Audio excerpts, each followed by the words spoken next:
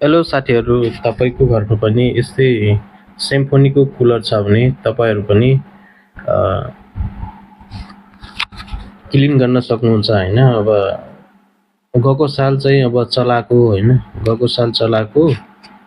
अब त्यसमा चाहिँ पानीले गर्दाखेरि पानीको खिया जुन भित्र हुन्छ त्यो चाहिँ जमेको हुन्छ कि जमेर त्यो पानी तान्ने अनि चाहिँ जाम भएको हुन्छ त्यो मोटर भएको होइन। मोटर चाहिँ जाम भएको हुन्छ होइन।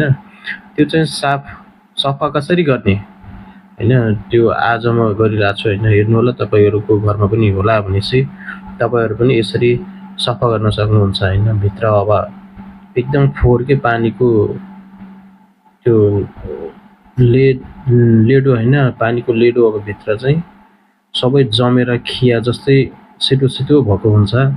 त्यो एकदम पाइपहरूमा अनि त्यो यसको जालीहरूमा होइन सबै जमेर होइन बाटो नै पानी जाने बाटो नै बन्द गरेको हुन्छ कि। त्यही भएर चाहिँ यो कसरी सफा गर्ने र हेर्नु न साथीहरू, कतिको फोहोर रहेछ पानी सफा।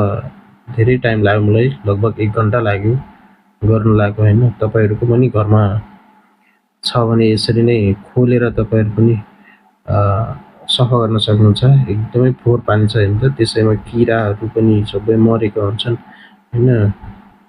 अनि त्यो सानो डल्लो देखिराख्नु भएको छ, त्यो चाहिँ पानी तान्ने मोटर हो। त्यो पानी तान्ने मोटरमा पनि त्यो पानीको चाहिँ लेडहरू सबै जमेको छ कि। पानीको सेतो सेतो त्यो हुन्छ नि, अब के भन्छन् त्यसलाई, त्यो चाहिँ पुरा सेतो सेतो सबै जमेर त्यो सबै बन्द भएको कि। अनि त्यही भएर खोलेर पुरै सफा गरेको। लगभग मलाई 1 घन्टा नै लाग्यो सफा गर्दा गर्दा। अब गर्मी मौसम आयो नि होइन। अब गर्मी मौसममा त अब कुलर चाहिन्छ। अब कुलर यहाँबाट निकालिन्छ है साथीहरूलाई, पछाडि तलतिर रहेछ त्यसको ढक्कन होइन। त्यो निकालेपछि यहाँ पाल हुन्छ कि, त्यो पालबाट पानीहरू सबै जान्छ। थाहा पाउनु भएको छैन भने तलतिर पाल हुन्छ। यस्तो यस्तो सेटो हेर्नु त, भित्रबाट कस्तो सेटो निस्केको। यी सफा भयो, अझै पनि सफा नभएमा बरसले पनि गराएको होइन। त्यो सफा गर्न नमिलेर बरसले पनि हेर्नु त कस्तो राम्रो चल्यो होइन।